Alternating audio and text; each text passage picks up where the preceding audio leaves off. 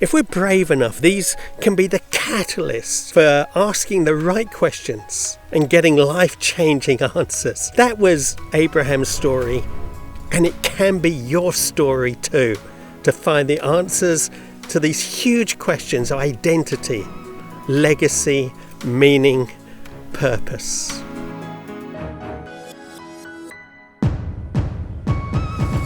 Welcome to my house. Well, actually, to be honest with you, Melissa and I live in a bungalow just up there, but this is what the Scots around here called a black house, and it's where some of the previous occupants of this croft or small farm in real language used to live. In fact, the last guy who lived here was a guy called John Chisholm, who woke up one day, and it must have been a pretty miserable morning, because he woke up, looked out the window and thought, stuff this, no electricity, no running water, I'm off to Australia. And that was that. In fact, I wonder what John would have made of the fact that 60 years later, Melissa leaves Australia and comes back and buys the very croft that he left behind. In fact, there's many things I wonder about the people who lived here over the hundreds of years that this place has been inhabited. We have this little landing just down on the waterfront down here where you bring boats ashore, and it's called Katie's Landing, apparently named after the widow of Big John McCrae, who lived here in the 1890s. Now, who on earth was Big John McCrae? It's probably a midget, I don't know, but what was he like? I mean, we know he's a man of faith. This place has such a wonderful heritage of revival, and we pray more will come. But what moved him?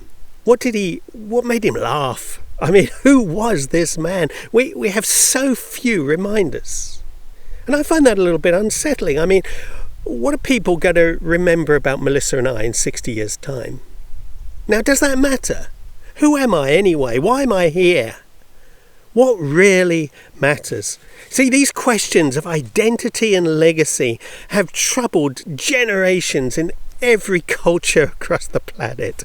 Now, we seek the answers in different places. In Abraham's day, the answer was found in children. I mean, that was your legacy, which was a blow to Abraham, because he pretty much had everything except kids. Now, for us, it's very different to that. We don't seek it so much. We don't seek identity, legacy in children. It's more instantaneous, but we still seek it. We're desperate for it, actually. We try to find it in relationships, ethnicity, gender, work, wealth, even allegiances such as sport, music, fashion. For goodness sake, I'm born a Sassenach, they say up here, but I still have a kilt to wear to Scottish rugby. But wherever we look for identity and legacy, it always seems just so elusive, doesn't it? And there are so many answers, there's so many questions about the deeper meaning of life that remain unanswered. And so we have this ongoing, nagging doubt that there must be more to life than this. But what if instead of just grabbing at things to fill the void, we stop and ask the question, why is the void there? I believe that's what Abraham did, and that's why God was able to reveal himself to Abraham, because Abraham was asking the questions others simply weren't asking. Who made me and why? And therefore, who am I and why?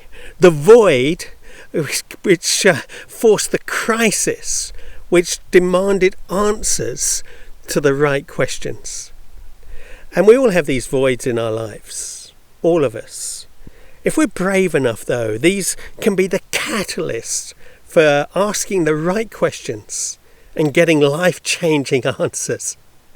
That was Abraham's story, and it can be your story too, to find the answers to these huge questions of identity, legacy, meaning, purpose. I'm Colin Piper, and I'll see you soon.